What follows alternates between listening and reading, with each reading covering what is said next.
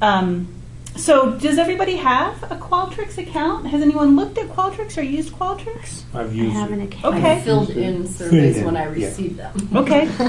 So That counts. So you're saying that we don't have to create our own free account. We can use like the CC account. no, you will create an account for yourself. Okay. But it won't. A lot of times, what software will do is they'll offer a sort of a dumbed down version for free that you can use. And if you sign up for an account and pay money for it, you get many, many more features, many more options. And several years ago, the college decided as a whole, we had offered a different software for surveying. And we decided to go with this version because people could set up their own accounts. Before, it was sort of like one massive account. So like the library had an account, and a lot of other departments had been using the library account. And it got very weird to know who was where with things. So now, as long as I get to Colorado College, I think It might be this good is stuff. Just is that Colorado College? Yeah, let's. Okay. there you go. Yeah, you have to put your. And we're not quite logged in yet, so let me take it the next step. Oh, thank you. Do I have to put in my Your real. Colorado? But I have to put Colorado College part. Yes, I do. Sign in with. Okay. I changed to bifocals, and I now find that different I have trouble reading that. amounts of how big things are or not is kind of crazy. Holy cow. Oh wait, we let me were go back sure and make sure I got this right. Computer yesterday over in Palmer, and Okay. it was. Well, that's So pretty sign little in. too. And not now. I don't want to save this. Oh, but this is signed into. I didn't want to get into my email. I just wanted to get into the college. We were already there, right? Sign into Colorado College. Let me try just get into library. Okay. So what I found is if you want to get to Qualtrics, probably the easiest thing up here is just you can type Qualtrics up here. It will take you to the IT page, which says set up an account and blah, blah. If you don't know the name of it, you can type in survey software. That will also take you there. Don't just type in survey because then you get the staff climate survey and things like that. Another way to do this is to go through these guides, which is what I'm going to work from right now. For the library has created a bunch of guides for different things. And under general guides, and now here's where, oh look, I'm learning how to use that. Got to use the two finger thing. Right here, Qualtrics survey guide. So I put this together a little while ago, but those are the main ways. Once you get to Qualtrics right here, there's a couple of, just tap on that. Oh, and it looks like, okay, and then you can sign in. If you don't, right here, it says create an account. And I don't know who you are. I'm Liz. I'm McKinley. I work in the library. I'm one of the librarians. Nice to meet Do you have a Qualtrics account? Have you Nope. ever used Okay. That's why I'm So if you don't have an account already, you can sign up for an account. It's pretty straightforward. If you do it on campus, it already recognizes your IP and all that. So it's not going to ask you for that, and it will go into, and I think you might have come in just when I was explaining the reason to sign up for an account this way is, first of all, it's all your own, so you're not sharing it with anyone, and other thesis students can't come in, or other students. That's when we had one account with the past software. Everyone was sort of on the same account, and it got kind of crazy. It'll be all of your surveys, and so, and I think I wrote a note to myself if it was the, no, maybe I didn't, if I have to type in the whole thing. So I think I do type in the whole thing. You know, use your own computer, and it auto-fills so much now, right? And you're just like, I don't remember. So you set up your account, and then you can come back and log in. And this is,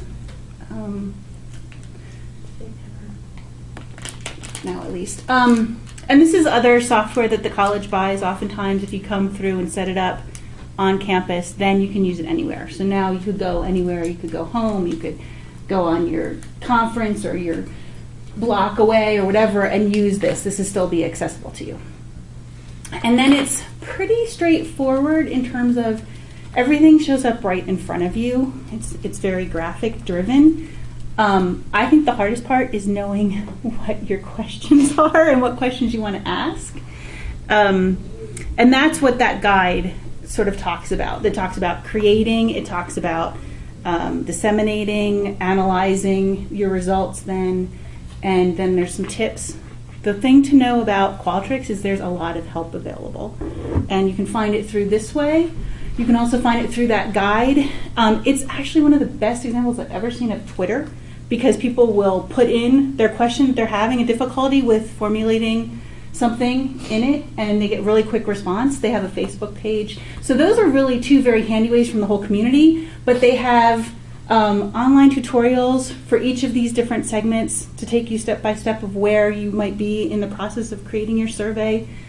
They have so videos, but they also have static pages, and then they have an online number you can call for help. So they do want to be very helpful, and they have been very responsive. I haven't used surveys for a little while, but in the past they've always been very helpful. And okay, so let's go back to my surveys. So when you log in, the first thing that you'll see is a list of the surveys you've done, right? The green check means it's still open, which means people could, in theory, if they had access to that link, still be putting in. If it's grayed out, it means that it's ended or it's never been started. I haven't maybe disseminated the link or something like that. And then you start to see it's very clear. You see if there's respondents or not. And then the little graphics, like I say, it's very, very user-friendly. So editing, once you've got your survey in there, it's very easy to go back and edit. You can see the results once you have something in there. The share is actually the disseminate part. It's going to give you that link, that website link to your survey, and you can find that in another place. So if you forget it, you'll find, oh, that's the one that's attached to the survey, and that's the link I want to either embed in my web page or include in my email or whatnot. View is viewing your survey.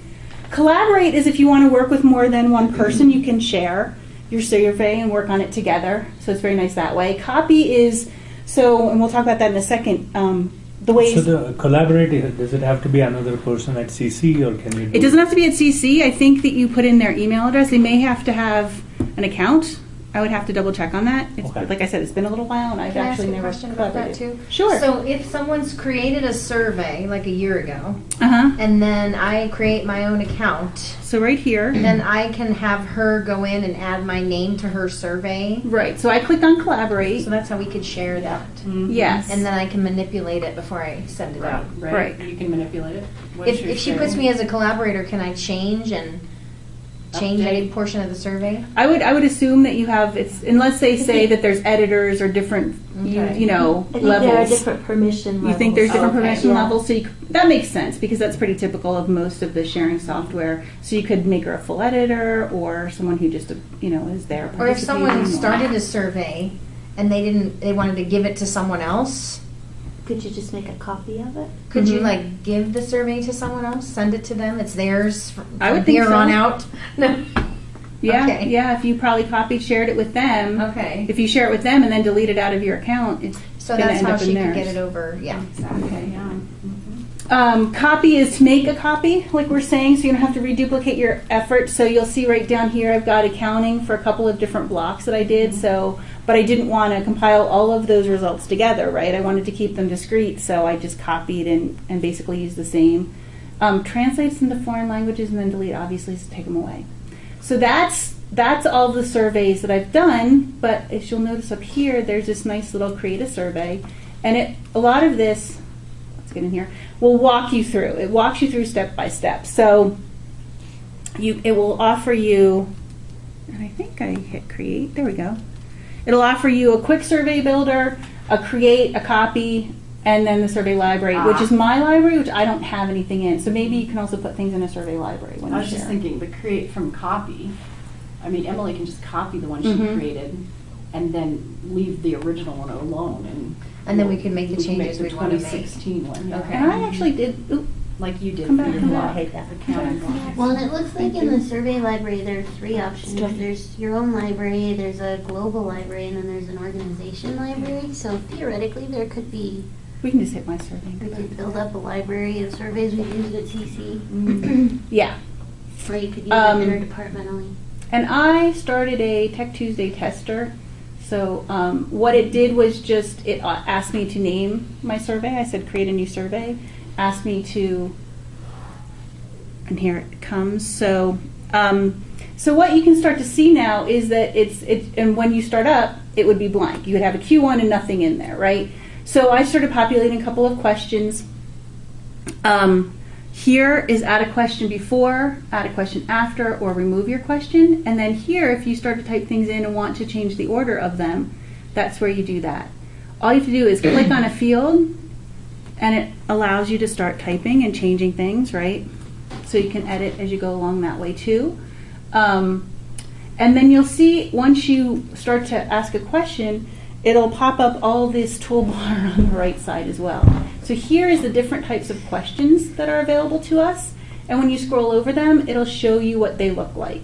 So you can already get an idea before you even say what it is you want, right? When I put in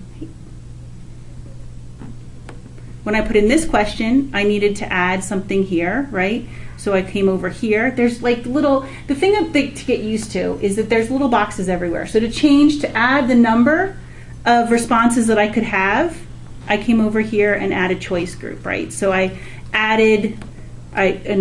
just kind of started playing around and using these visuals that are very, very helpful.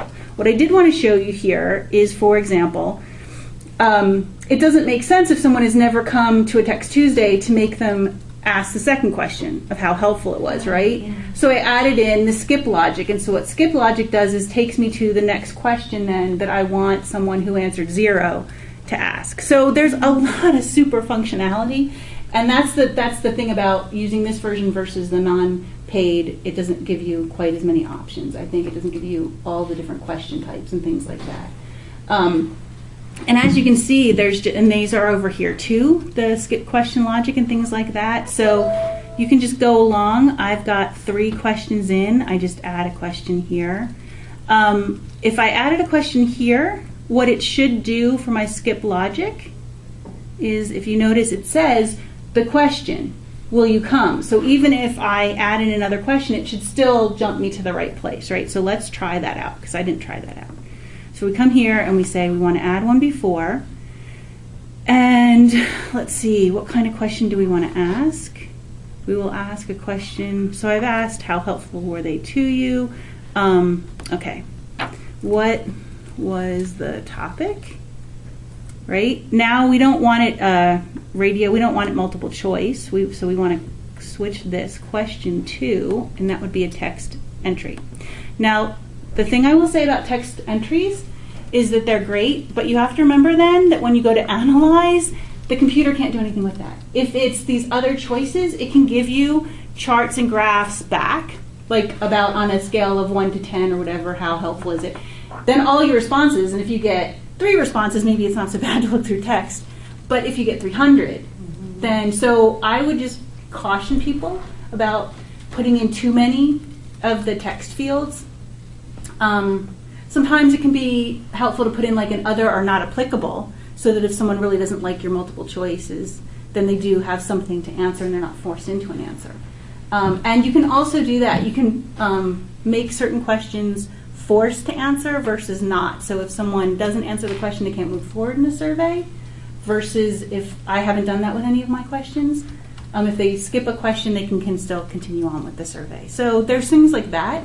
I will say that the library has many books and articles about doing surveys and methodology in the social sciences and in many different disciplines. So if you get stuck with formulating a survey and how it should go, there's all sorts of things about how many questions you should ask. You definitely want to have people proof your survey. So once you've got your survey done, you can right here go and say preview and take a look at your survey, right? And you want people to read through that for biases that maybe you're not intending. You'll notice now that it gives you a website but also a mobile look if you were sending it mobile. So that's kind of a nice option. And then if I want to go back, how do I just go back to where I was? To the back browser button. The back browser. Oh, right there. Excellent. I'm learning new stuff. Is it working? I hope so. Maybe you're just in a different tab. The tabs are right along there, so just click on that tab. They are. Okay. So that's how you can look at it, and again, I think that's practical before you want to distribute your survey. You can change the look and feel of how it previews. So you notice I had a Colorado College thing on the top and it was blue. There's some basic things. If you had more, and might be part of the library too, if you had more templates up there, we have the Colorado College one going, but I can change fonts, I can change, colors of the text and change colors of the answers and make them different and all that sort of thing. So if you want to get into that, you can definitely do that. So any questions about, at this point, we'll stop and say about creating the survey. Everyone knows they can get accounts and you can go in and there's lots of options for the questions and how to formate them. There's a video all on its own about creating and manipulating and using each of these things we're going to talk about. And then there's static web pages. There's books about doing surveys and articles. So this part is probably the biggest focus because it's really, really important. Can you set a time for the survey to start? And That's a really good question. When we go to distribute the survey, let's see if we can see preview survey, social media, Well, email. theoretically, no one can fill it out unless you send it. Until you send it. So that's your start. Okay. I think that's an interesting question about ending point. I mean, obviously you can go in and close it. So that's something that I could definitely Or maybe, find out about setting times. especially then- the deadline. Like this survey will close at midnight. on Friday. Right. I mean, And certainly you can do that, right? Certainly, you might want a header saying that. Mm-hmm. Yes. Or maybe it's in your survey director, no? Yeah, let's take a look, right? I don't know off the top of my head, so if we come over here, click here to add a survey director. I don't know what. Always link to, select a survey. Click here to generate director options. Delete, set action, add action set. Active. So it's definitely saying that would be always link to public report. Oh, okay. So I'm not sure. That's something I will definitely have to check. That's a great question. Didn't think about it because I haven't run into it, right? So you get a link, basically. You can email the survey as well. Then you probably want to merge a list of people that you're sending it to. And then that would show you, the history would show you who you sent it to. I haven't used some of these other ones, like the social media. I've basically just embedded it. What if I didn't want to send the link to a whole bunch of people? Maybe I have massive people somewhere, and I just want to give them a QR code or the link code, and then they type it in. Would they be able to access it without having the link? Yes. Or without being Yes. invited? So let's see. If we activate Okay. our code here, what will happen is it'll give us that URL. Okay. Then that's what you can use to Okay. make it. So that's my link, but it's not necessarily saying need respondents. Here's to, okay. It's not necessarily, it's only that. So it's not saying set a time or anything like that. So it might be somewhere else, right?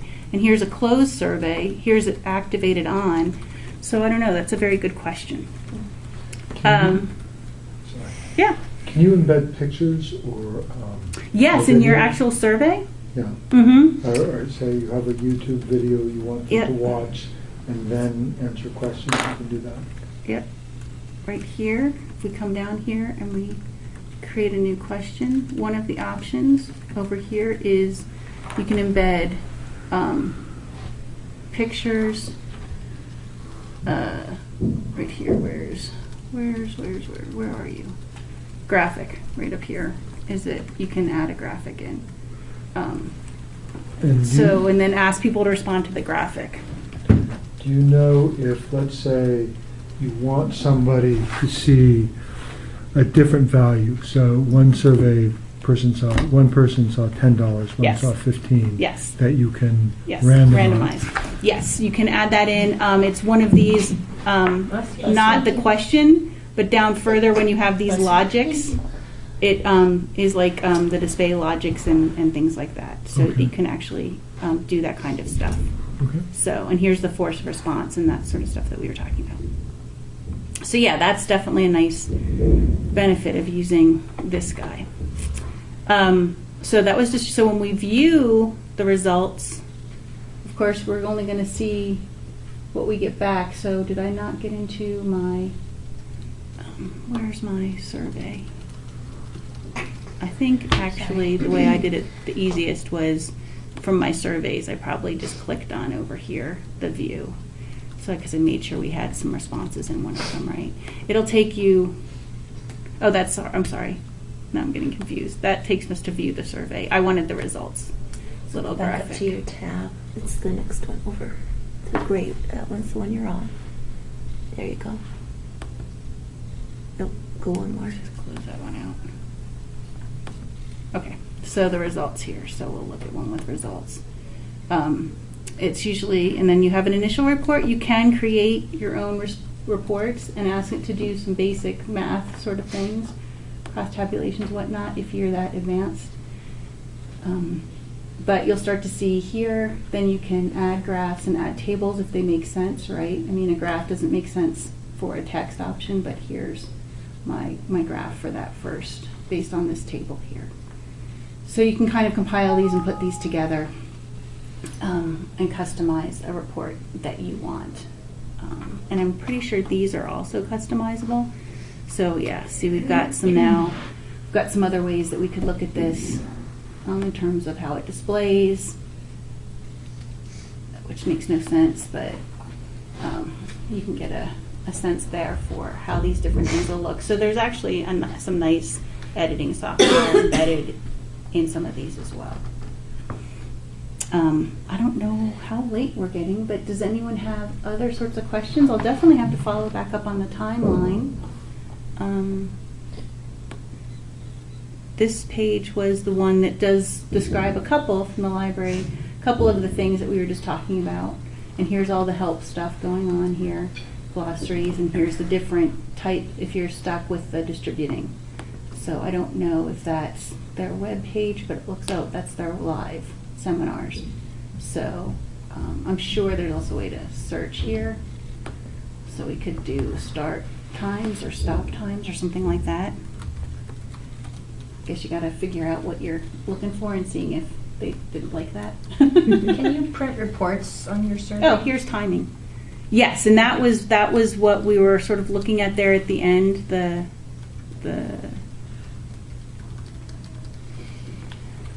You can choose just to pull out a couple of questions, or and that was where the editing comes in. If you fix those tables or charts to how you want them, then that's what would go for you.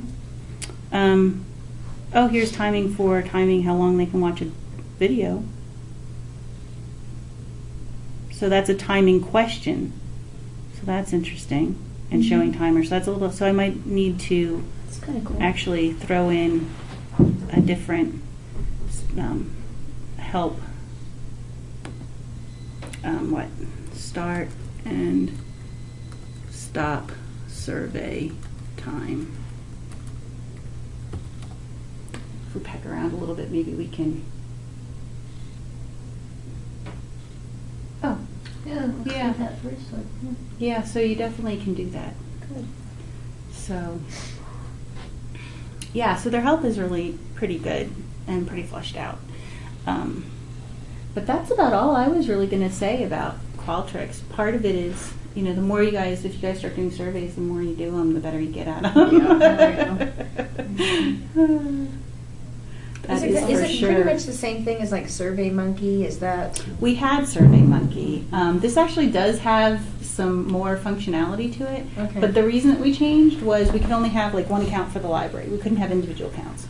And then students would come in, and I'd be like, oh, an econ student wants to do a thesis with a survey. And so all of a sudden we had, 100, and that wasn't protected. Anyone getting into our one account could get into other people's surveys. And not that we ever, thankfully, had anyone messing up. Because I'd always, if there's one thing I'll get angry at you about, it's if you mess with somebody else's survey. And we didn't have that issue. But that's why it's nice to have your own protected. your own And you can account. definitely share and collaborate. So that's Okay. very, very nice. How do you make multiple pages of a survey? Because you know how sometimes surveys are say there's 30 questions, and each 10 question is a different page, so they're categorized. Yeah, I think that if we go back to, Is that what this block? Because it says block option. Is that what this is? yeah, definitely that's where Okay. you're going to find those options for setting up your survey. The look and feel will change it. You can tell it how many, if you just want one question per page, you can do that. You can put a little timer on to show, or not timer, but show how far people are along in their Like survey. a progress yeah, I bar. see it. You know, Yeah. so those are all pretty straightforward options just to Okay. play with. Again, like asking the questions too, because you can change them so easily by switching between the types. You Right. can say, oh, maybe I didn't really want this to be yes or no. Maybe I do want to have some values there that they can choose between. So that part I think is playing around. A little Yeah. bit. Are you going to be working on a survey, do you think? Yeah. What department are you in? This is for color publications. Oh, okay. Yeah. Because there's definitely, I mean, you can come in and see me in the library too, and we can sit down specifically with yours and play Right. around with a little bit more. If you are in a department, oftentimes in the social sciences, there's always a couple professors Yeah. who do surveys, and they could be a resource for Okay. you. Thank you. Yeah. Thank you. Yeah, thanks. So yeah, use Qualtrics. It's a great product we have.